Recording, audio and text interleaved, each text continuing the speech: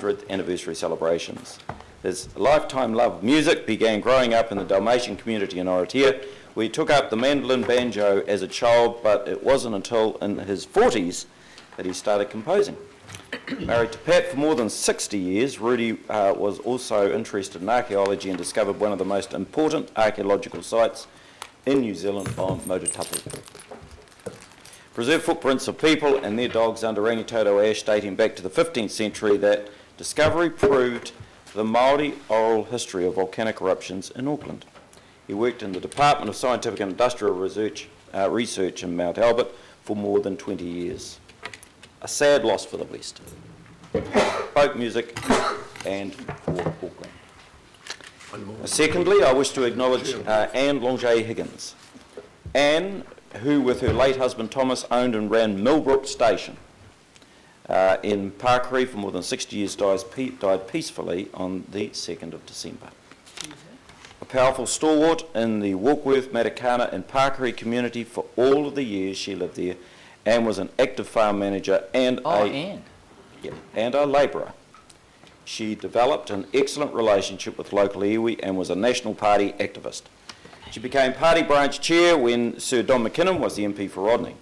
Sir Don says while Anne was a Tory on economics, she had a strong social conscience displayed by her advocacy for helping young mothers in need.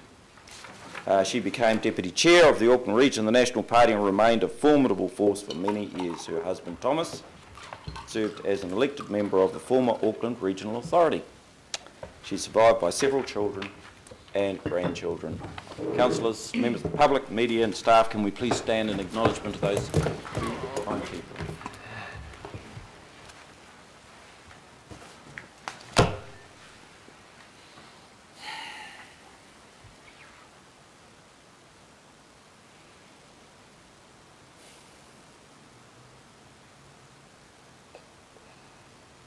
Kia ora, thank you.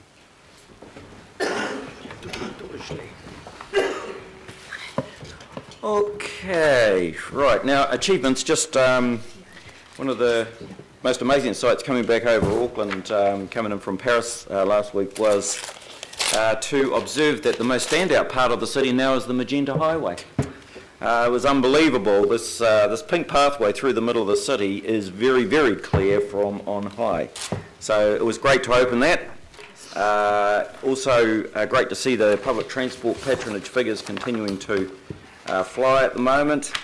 And I also want to just recognise the Sustainability Awards, Business Sustainability Awards. Twice the number of applications and people present than last year.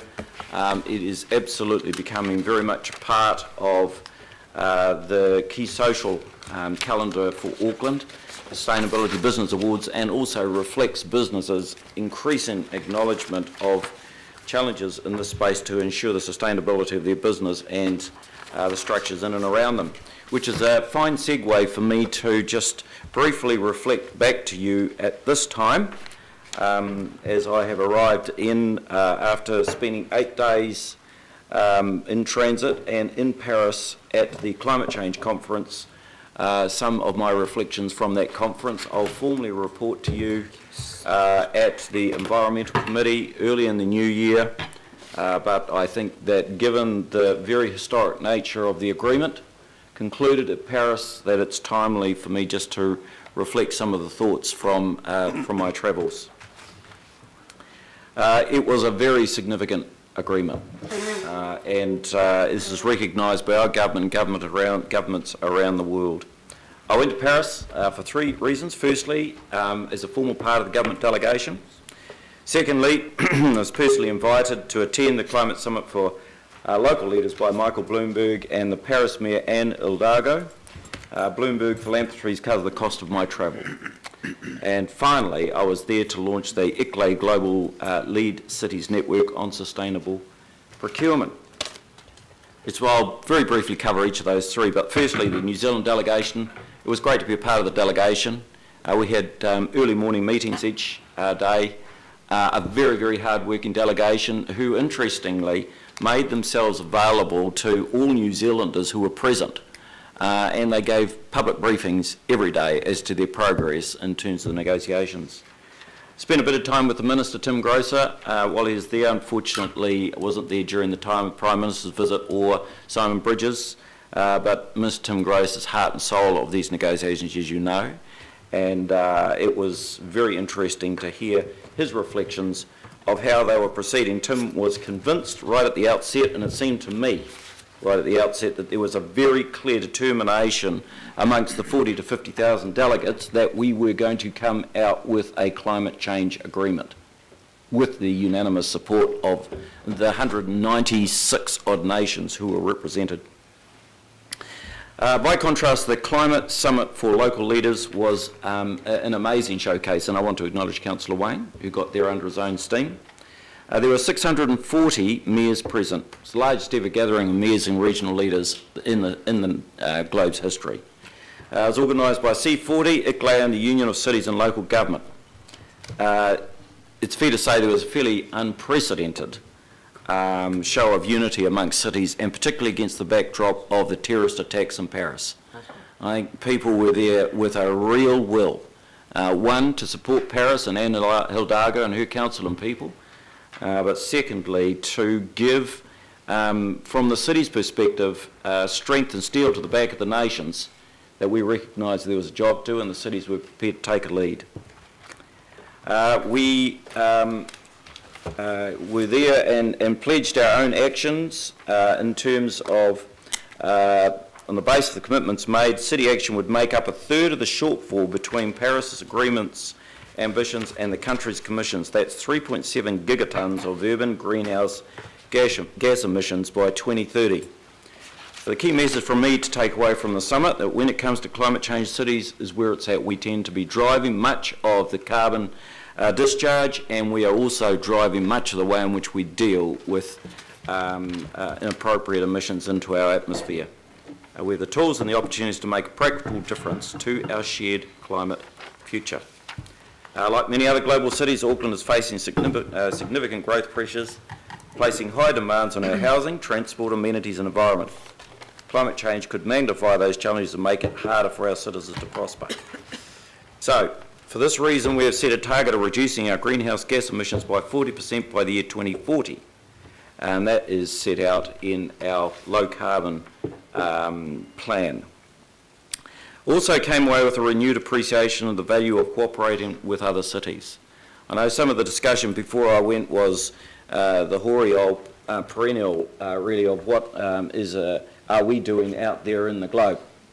And I just want to remind you that one of the primary reasons, probably one of the three main reasons why we were united, was in recognising Auckland as New Zealand's only true international city. It is critical for us to be represented on the international stage, and for other cities and countries around the world to recognise, and for us to recognise that being a high-performing, sustainable city is an absolute attractor for investment and visitors.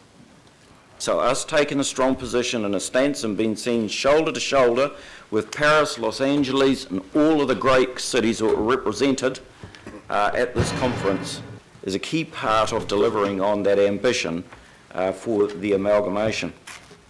The final reason I was in Paris was to take part in the launch of ICLA's Global Lead Cities Network on Sustainable Public Procurement. Auckland is one of the 10 founding cities in this network. Here is an opportunity for us to shamelessly steal good ideas, as well as a chance to share our experience in sustainable procurement. And recently we were celebrating the 135 Albert Street retrofit that is saving us $535,000 in energy bills every year, and our LED streetlight retrofit is saving and will save us $36 million over 20 years. So there will be much more to discuss, more details to affirm and confirm in the early new year, but Auckland's sustainability and its position on the environment will become an increasing subject of consideration, and I have no doubts that the position the government has taken and the governments of the world has taken is something that we can assist significantly in delivering on. So it was a real pleasure to be there, and an amazing sense of solidarity across the cities of the world, but in particularly the nations of the world. It was a fabulous experience. So, now we'll move on next to item 6, petitions. Sorry, Mr. Mayor, sorry. Oh, John? Sorry, just on achievements, I've just got one brief achievement to note, and this is from one of our most prominent citizens on the Hibiscus Coast, Mr. Alan Sayers. I believe you sent him a letter. He celebrated his 100th birthday on December the 6th. Alan is a former Australasian quarter mile champion and Empire Games medalist, a prominent old boy of Auckland Grammar School, holds the club record for most tries scored at Carlisle Park for the Richmond Rovers. He was an intelligence officer during the war, had a long and distinguished career as a reporter and photographer for both the Auckland Star and New Zealand Herald, but probably the main contribution he has made to our community since 1922, was when he first came up to Whangaparāoa Peninsula, is on community affairs, including the building of the Manly Yacht Club, and also taking a lead in a number of controversial community issues. So there was a celebration in which the Mayor had delivered a letter, and also the Queen. So I just wanted to take this opportunity to duly recognise Alan Sayers. Thank you. Very good. Yeah, I know. Be surprised the number of people turn 100 in any one week in the city. It's incredible. Okay.